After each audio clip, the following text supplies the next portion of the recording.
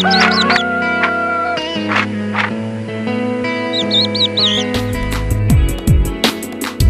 వార్త ప్రజల పక్షం. ప్రజా జాగృతి తెలుగు దినపత్రిక. నమస్కారం, వార్తలకు స్వాగతం. ముందుగా ముఖ్యాంశాలు.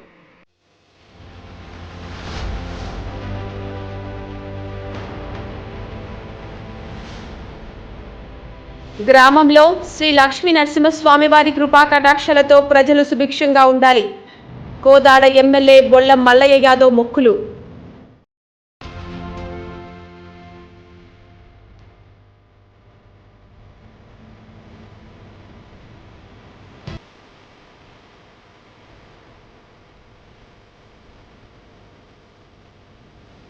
శ్రీ గణేష్ గడ్డ సిద్ధి గణపతి దేవస్థానంలో 85 రోజుల హుండీ లెక్కింపు.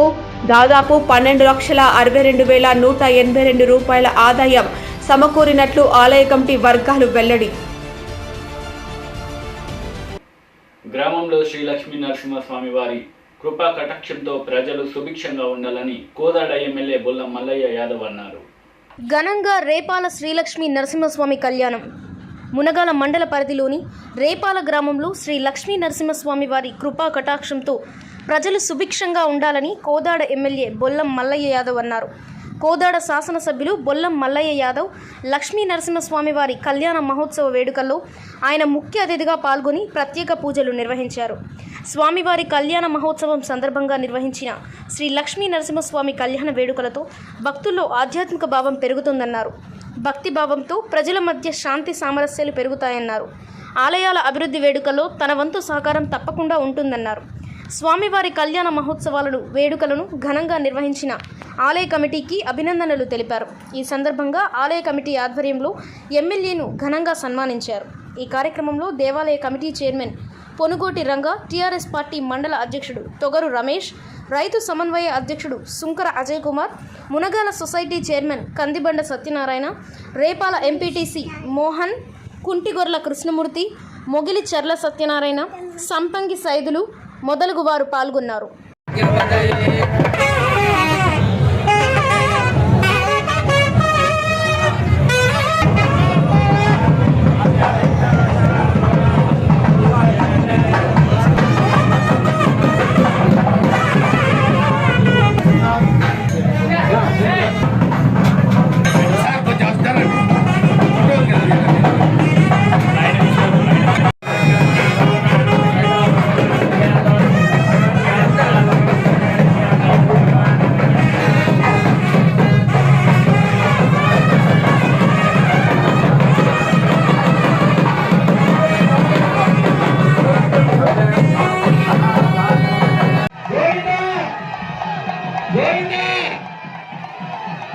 గోవిందా గోవిందా గోవిందా గోవిందా.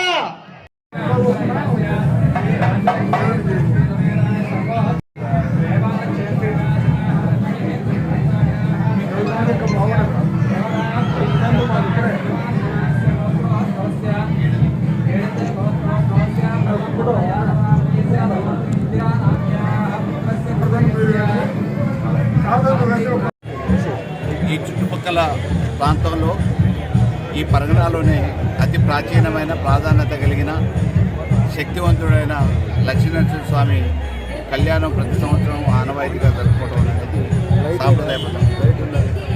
ఆ క్రమంలోనే ఎవరికి ఎటువంటి కోరికలున్నా ఆ కోరికలన్నీ తీర్చే దేవుడుగా, ఎటువంటి ఇబ్బందులు రాకుండా వైదొలిగించే దేవుడుగా గత కొన్ని తరతరాలుగా, శతాబ్దాలుగా ఇక్కడ దేవుని ప్రభావం వల్ల ఎంతోమందికి మంచి జరగటం, ఏది కోరుకున్నా ఆ కోరికలు నెరవేరటం, పాడి పంటలకు ఎటువంటి లోటు లేకుండా, భోగభాగ్యాలకు లోటు లేకుండా దేవుని అనుగ్రహంతో ఈ ప్రాంతం అంతా వర్ధుకొని మరి దినదినాభివృద్ధి చెందాలనే ఆలోచనతో, కోరికలతో వచ్చిన భక్తులన్నీ తీర్చే మహిమ కలిగిన లక్ష్మీనరసింహస్వామి కృపా కటాక్షాలు ఈ ప్రాంతానికి, ఈ రాష్ట్రానికి ఎప్పుడు ఉండాలని చెప్పేసి, ఎందుకంటే యోగమూర్తిగా, ఉగ్రమూర్తిగా అన్ని రూపాలలో ఉన్న లక్ష్మీనరసింహస్వామి అనుగ్రహం ఈ రాష్ట్రం అంతా ఉండాలని చెప్పేసి.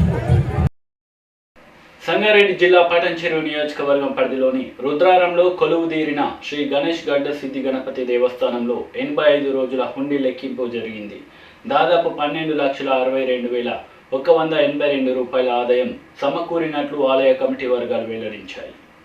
పటాన్చెరు మండలం రుద్రారం గ్రామ శ్రీ గణేష్ గడ్డ దేవస్థానంలో నేడు హుండీ లెక్కింపు కార్యక్రమాన్ని దేవాదాయ ధర్మాదాయ శాఖ జిల్లా ఇన్స్పెక్టర్ ఇందిరా, ఈఓపి మోహన్ రెడ్డి, పాలక మండలి చైర్మన్ కె నరసింహారెడ్డి, పాలక మండలి సభ్యులు, రుద్రారం గ్రామ పెద్దలు, భక్తుల సమక్షంలో హుండీ లెక్కించారు. దాదాపు 85 రోజుల కాలానికి చేసిన హుండీ లెక్కింపు ఆదాయం దాదాపు 12,62,182 రూపాయలు వచ్చిందని దేవస్థాన కార్యదర్శి ఈవో మోహన్ రెడ్డి తెలిపారు. ఈ కార్యక్రమంలో దేవస్థానం పాలక మండలి సభ్యులు గోవర్ధన్, శంకర్, శ్రీనివాస్, సభ్యులు మరియు దేవస్థాన అర్చకులు, భక్తులు, గ్రామస్తులు, గ్రామ పెద్దలు తదితరులు పాల్గొన్నారు. Mohan Reddy executive officer, Ganesh temple Rudraram. ఈరోజు గణేష్ టెంపుల్ రుద్రారం గణేష్ టెంపుల్ యొక్క ఉండులు ఎక్కించడం జరిగింది. ఈ ఉండులు 2 months 15 days సంబంధించింది. లెక్కింపు లోపల దేవాదాయ శాఖ inspector Indira, trust board chairman Narasimhareddy, trust board మెంబర్లు, భక్తులు, పోలీసు వారు ఇంకా వారందరూ పాల్గొనడం జరిగింది. ఉండిలిపి లోపల 12,62,182 రూపాయలు వచ్చింది. ఈ అమౌంట్ను దేవస్థాన ఖాతాలో జమ చేసి వివిధ అభివృద్ధి కార్యక్రమాలకు సూచించడం జరుగుతుంది. దేవాదాయ శాఖ అంటే దాదాపు 3 కోట్ల వరకు ఉంటాయి. ఈ అమౌంట్ బ్యాంక్ అకౌంట్లో జమ అయి ఉంటాయి. ఎఫ్డీల రూపంలో కూడా ఒక 1 కోటి అయితే బ్యాంక్ బ్యాలెన్స్ ఉంటుంది. ఈ అమౌంట్ వివిధ అభివృద్ధి కార్యక్రమాలు చేపట్టడానికి దేవాదాయ శాఖ కమిషనర్ తోటి ఫంక్షన్ హాల్, మ్యారేజ్ హాల్, అన్నదాన సత్రం, shopping complex, bathroom, toilet blocks, staff quarters, అర్చకుల క్వార్టర్స్ మొదలైనవి చేపట్టడానికి చర్యలు తీసుకోవడం జరుగుతుంది. AICC spokesperson Dasoju Sravan press meet నిర్వహించారు. పలు అంశాలపై ఆయన మాట్లాడారు. ముఖ్యమంత్రి గారు ఈ ప్రకటన చేసిన వెంటనే మీరు చాలామంది ఎలక్ట్రానిక్ మీడియా సోదరులు ఉన్నారు. మీరు యూట్యూబ్లలో అనేక మంది మీ లైవ్ ప్రోగ్రామ్స్, అసెంబ్లీ లైవ్ ప్రోగ్రామ్ని కవర్ చేసినారు. ఒక్కొక్క TV channel live programme coverage 50,000, 60,000, 1,00,000 మంది చూసింది. అంటే అంత ఆబగా టీవీలలో ఏమొస్తుంది, యూట్యూబ్లో ఏమొస్తుంది, సామాజిక మాధ్యమంలో ఏమొస్తుంది, ముఖ్యమంత్రి ఏం మాట్లాడబోతుండో అని అన్నారు. ఇక కొండంత రాగం తీసి పనికిరాని పాట పాడినట్టుగా ముఖ్యమంత్రి గారు అసెంబ్లీలో ఏం మాట్లాడినరో అది కూడా ఒక్కసారి ముఖ్యమంత్రి గారిని వినాలని చెప్పి నేను గుర్తు.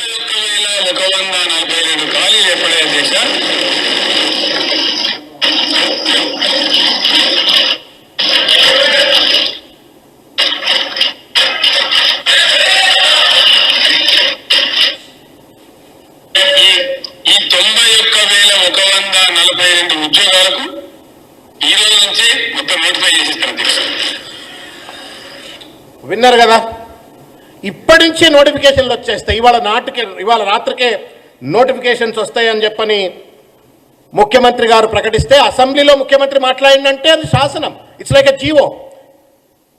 కానీ దాన్ని నమ్ముకొని తెల్లారి పొద్దుగాల ఈ సేవ సెంటర్ల దగ్గర పోయి నిరుద్యోగులంతా లైన్లలో నిలబడ్డారు. మేమేమైనా నోటిఫికేషన్లు వస్తే ఇమీడియట్గా ఆన్లైన్లో ఫీజులు కట్టేసి మా అప్లికేషన్లు దర్జు చేసుకుందామని చెప్పని వాళ్ళందరూ కూడా అక్కడ ఉన్నారు. ఇవాల్టి వరకు కూడా నోటిఫికేషన్లకు సంబంధించిన ఊసు లేదు, పూసు లేదు. ఇది ముమ్మాటికి కేసీఆర్ గారు బాధ్యతారాహిత్యంతో an unprepared soldier declaring a war. నిరుద్యోగ సమస్యను పరిష్కరించడం కోసం నేను యుద్ధం చేస్తున్నానని ముఖ్యమంత్రి గారు ప్రకటించడం ఎట్లుందంటే ఇవాళ an unprepared soldier without ammunition declaring a war to fight against the unemployment problem. ఎందుకు ఈ మాట అంటున్నా అంటే, ఎందుకు ఈ మాట అనాల్సి వస్తుంది అంటే, వీరు నిన్న చీఫ్ సెక్రటరీ గారు మన మాట్లాడుతూ కేసీఆర్ ఏమన్నాడు, ఇప్పుడే నోటిఫికేషన్ వస్తుంది అన్నాడు. చీఫ్ సెక్రటరీ ఏమంటుండో దయచేసి ప్రజలారా ఒక్కసారి నిరుద్యోగ యువకులారా దయచేసి వినాలని చెప్పి నేను కోరుతా ఉన్నాను.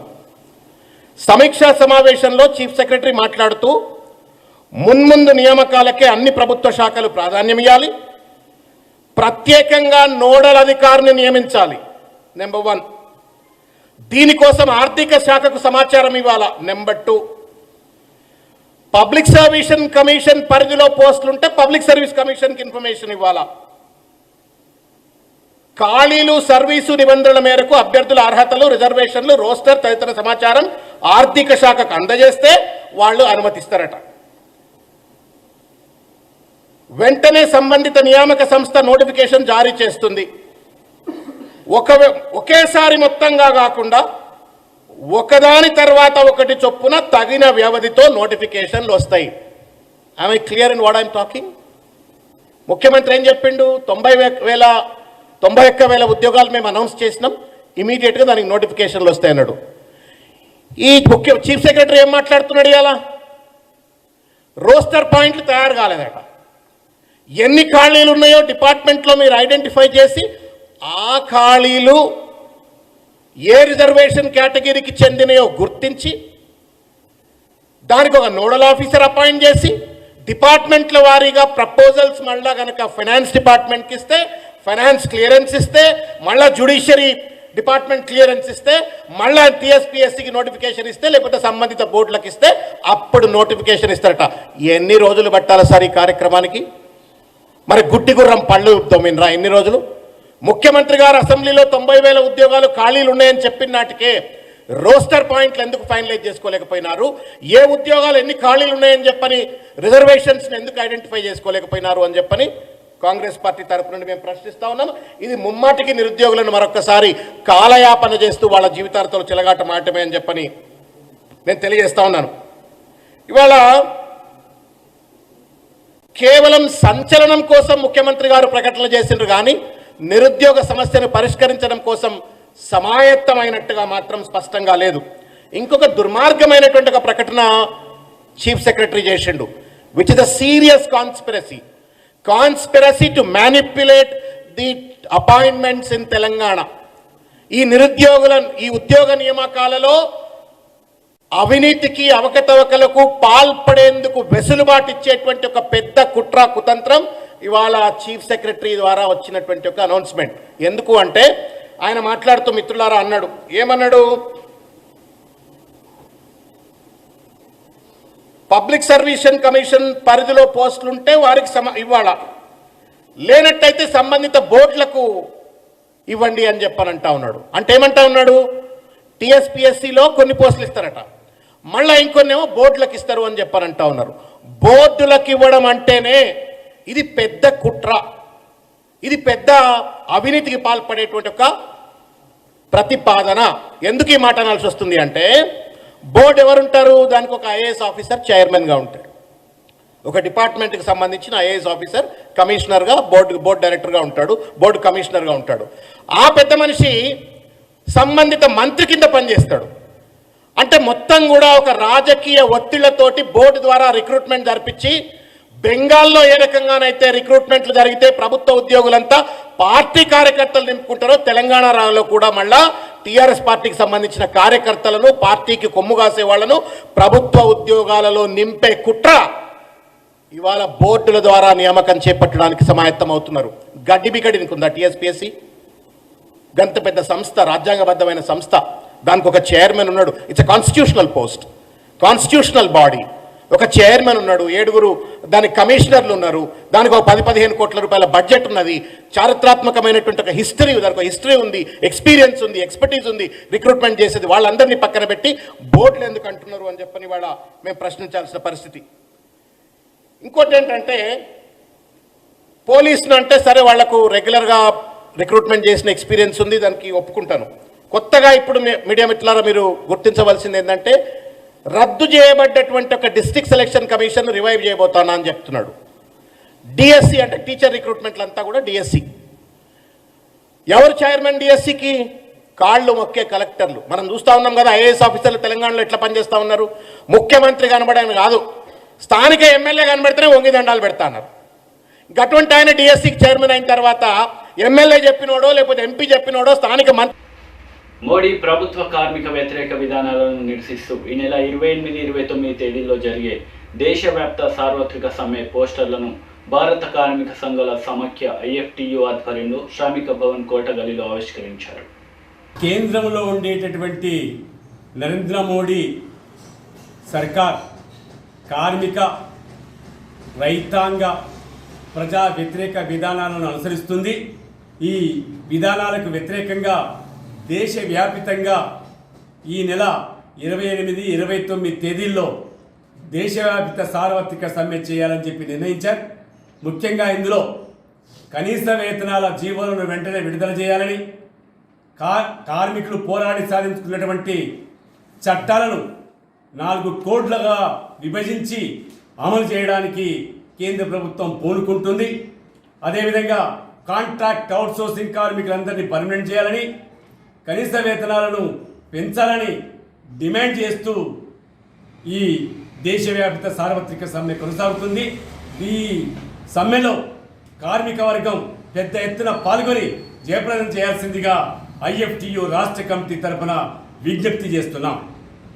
నశించాలి మోడీ ప్రభుత్వ కార్మిక వ్యతిరేక విధానాలు, జయప్రదం చేద్దాం. ఈ నెల 28, 29 జరిగే సార్వత్రిక సమ్మెను జయప్రదం చేద్దాం.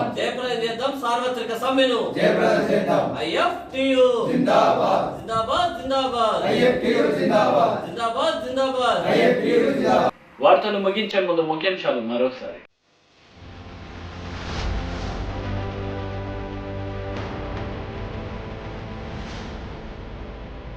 గ్రామంలో శ్రీ లక్ష్మీ నరసింహస్వామి వారి కృపా కటాక్షలతో ప్రజలు సుభిక్షంగా ఉండాలి. కోదాడ ఎమ్మెల్యే బొల్లం మల్లయ్య యాదవ్ మొక్కులు.